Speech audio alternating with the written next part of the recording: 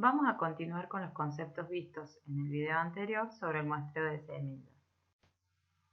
Como vimos, un lote de semillas era una cantidad específica de semillas física e inequívocamente identificable. Estos lotes de semillas pueden estar presentados de distintas formas a la hora de muestrear. Pueden estar presentados en bolsas, en el cual todas las bolsas de este lote tienen que tener la misma marca identificatoria. Estas bolsas deben estar estivadas de forma tal que el muestreador tenga acceso a todas las bolsas. También los podemos encontrar a granel o en bulto, como por ejemplo en acoplados, en big bags, en silo bolsas o en silo. Otra presentación es en latas de distintos tamaños y esto se da principalmente en las hortícolas o en semillas de flores que son muy costosas. Se puede muestrear cuando están ingresando a los contenedores o una vez que ya están en los envases. Es lo ideal cuando están ingresando a los contenedores para los contenedores que luego hay que perforarlos, como por ejemplo las latas. Si es necesario perforarlos, se perfora y este contenido se puede traspasar a una nueva lata, con la misma identificación que tenía el original. En general, es importante que todos los contenedores sean accesibles, tanto en las latas, en las bolsas, como en los silos bolsas, que estén limpios y que no dañen las semillas. Las semillas que vamos a muestrear podemos encontrarlas sin tratamiento o al natural.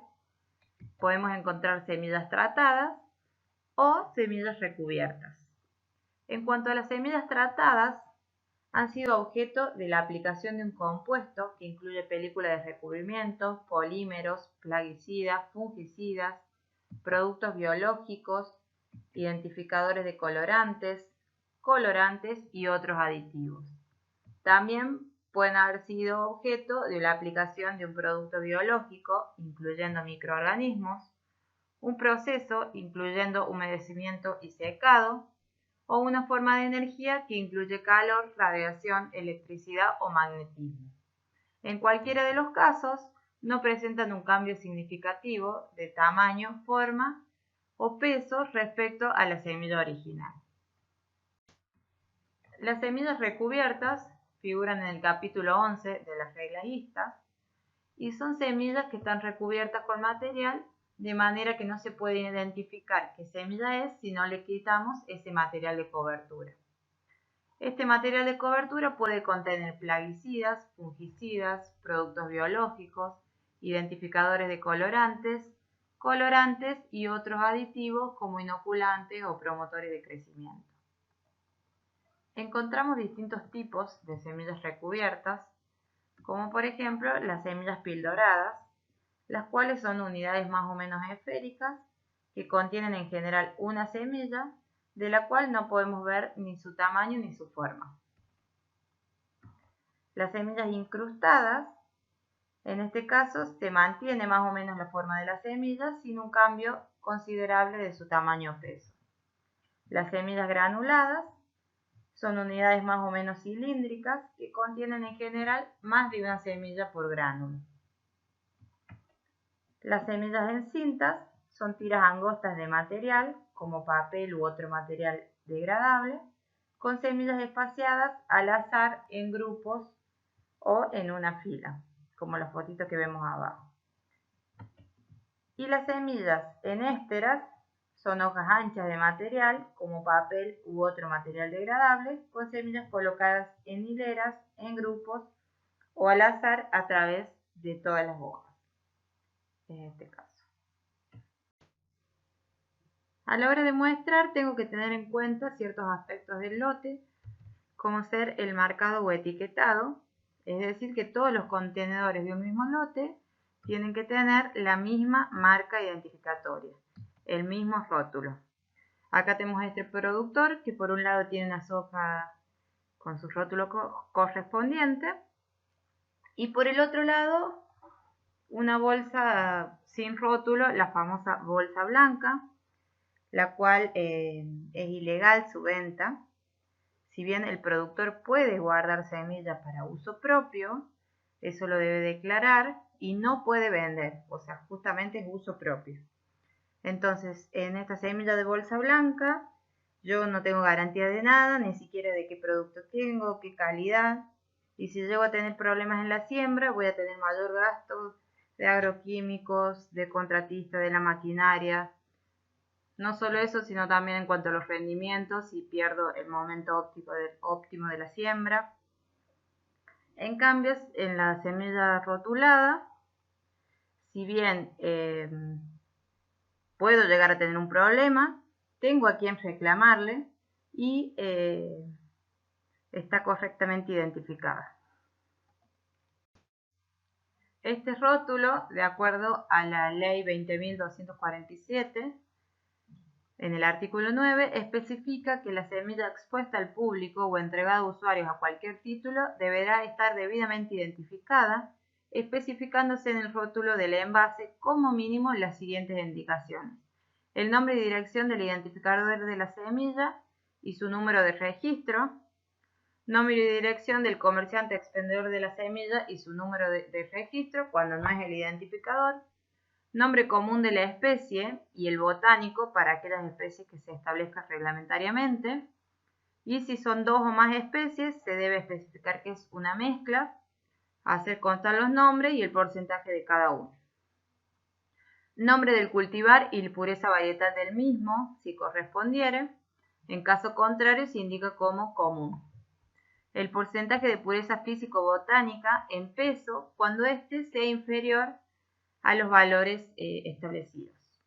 El porcentaje de germinación en número y la fecha del análisis, o sea, qué mes y qué año, cuando éste también sea inferior a los que están reglamentariamente establecidos. El porcentaje de malezas para aquellas especies que se establezcan reglamentariamente, el contenido neto, el año de cosecha, la procedencia de la simiente importada, la categoría de las semillas si la tuviere, y semilla curada veneno con letras rojas si la semilla ha sido tratada con sustancias tóxicas. Como sabemos, cuando la semilla está curada, debe estar coloreada para evitar que sea usada para consumo humano. Acá tenemos un ejemplo de los rótulos con las identificaciones que leímos anteriormente que tenían que tener de acuerdo a la ley. Ahí se observa el rótulo oficial del INASE y las distintas indicaciones, como especie, variedad, poder germinativo, contenido neto. Y en el reverso, o sea, en la parte posterior del rótulo, dice que el identificador se hace responsable por la identidad, calidad y pureza de la simiente amparada por este rótulo. En cuanto a la germinación, el proveedor es el responsable ante el adquiriente dentro de un lapso de 45 días a partir de la fecha del remito de la mercadería o dentro del plazo fijado por el acuerdo entre las partes. Es decir, que yo dentro de los 45 días desde que compré la semilla puedo hacer el reclamo y lo tengo que hacer a quien me proveyó de la semilla, es decir, al que la distribuye o el que la vende. Y es necesario tener una bolsa que esté cerrada y con su debido rótulo.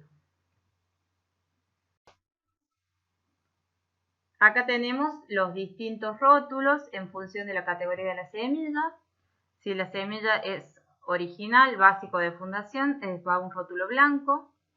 Si es certificada de primera multiplicación, rojo, y certificada de otros grados de multiplicación en color azul. Otro aspecto a tener en cuenta en los lotes a la hora de muestrar es el sellado y precintado. Es decir, que no pueden estar abiertos y si están abiertos tienen que evidenciarse que fueron abiertos. O sea, no pueden ser abiertos y cerrados sin que nos demos cuenta. ¿Y esto para qué? Es importante para asegurarnos que el contenido que posee esa bolsa, o sea, las semillas que posee, que no hayan sido alteradas. Es decir, que correspondan con lo que dice el rótulo o marca identificatoria.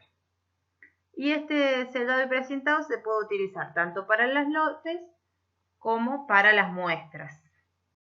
El tamaño del lote es otro aspecto a tener en cuenta a la hora de muestrar ese lote. Y este tamaño del lote está indicado en la tabla 12 de las reglas vistas. Esta tabla 12 se divide en 3 partes. En la parte 1 se encuentra todo lo que son semillas agrícolas y hortícolas. En la parte 2, árboles y arbustos. Y en la parte 3, flores y especias aromáticas y medicinales. En esta tabla yo tengo indicado la especie, cuál es el peso máximo del lote que puede tener para esa especie, cuál es el tamaño de la muestra a enviar, el tamaño mínimo de la muestra que yo voy a remitir al laboratorio, y cuáles son los tamaños de las muestras de trabajo que yo voy a utilizar, tanto para el análisis de pureza como para otras semillas en número. Entonces, por ejemplo, si yo tengo la cebolla, el nombre científico es Allium cepa, el peso máximo del lote que yo voy a muestrar es de 10.000 kilos, con una tolerancia del 5%. O sea, si mi lote tiene 10.000 kilos, hasta más del 5%, es decir, 10.050 kilos, yo lo podría muestrar. Ya si excede, ese lote debería ser dividido porque excede el tamaño. Entonces, de esos 10.000 kilos o 10.050 kilos, yo voy a tomar las distintas muestras para crear la muestra compuesta y sacar la muestra a enviar o remitida, que tiene que tener como mínimo 80 gramos. Es decir, que al laboratorio deberían ingresar como mínimo 80 gramos. Y en base a eso yo voy a tomar las distintas muestras de trabajo, que en el caso de pureza es 8 gramos y en el caso de otras semillas del número, 80 gramos. En cuanto a la muestra de trabajo para el análisis de pureza, los 8 gramos se estima que contienen por lo menos 2.500 semillas. Acá está la parte 2 de la tabla 2C, en la cual me indican los tamaños del lote y tamaño de las muestras de semillas de árboles y arbustos. Tengo las 3 columnas. En la segunda me indica el peso máximo del lote, también tengo una tolerancia del 5%. Después me indica la muestra a enviar o remitida, el peso mínimo y las muestras de trabajo mínimas para el año. La parte 3 de la tabla 2C, también el tamaño de los lotes y tamaño de las muestras de especies de flores, especias aromáticas y medicinales. Al igual que en la de los árboles y arbustos, me indica el peso máximo del lote, muestra a enviar el tamaño mínimo y la muestra de trabajo mínimo para el análisis de pureza. Y en la tabla 2D, parte 1 y parte 2, me indica el tamaño de las muestras en número de semillas para las semillas pildoradas, incrustadas y granuladas, es decir, las recubiertas. Y en la parte 2, el tamaño de las muestras, el número de semillas, para semillas en cintas y en ésteres. Acá tenemos un ejemplo para maíz y para trigo. Por ejemplo, si yo tengo un cultivo de maíz, un lote de maíz de 43.000 kilos, el peso máximo del lote es de 40.000 kilos. Recordemos que tengo una tolerancia del 5%, es decir, que sería 42.000 kilos. Como 43.000 kilos lo exceden, yo debo dividir este lote en 2, ya que estoy excediendo la tolerancia. No me garantiza la uniformidad. Y por ejemplo, si tengo un trigo de 31.500 kilos, el peso máximo del lote de trigo es de 30.000. Si obtengo el 5% es 1.500, es decir que hasta 31.500 estaría dentro de la tolerancia. Es decir que es un lote. Entonces lo importante es observar cuál es el peso máximo de ese lote y calcular el 5% para ver que no exceda. El último aspecto a tener en cuenta del lote a la hora de muestrear es la uniformidad u homogeneidad.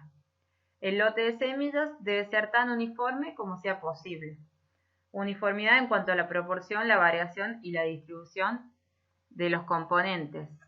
Si bien un lote nunca va a ser 100% homogéneo, ya que para ser 100% homogéneo, cualquier porción que tome debería ser igual a la otra, es importante que sea lo suficientemente homogéneo como para que esa muestra que yo remito al laboratorio sea representativa del todo el lote.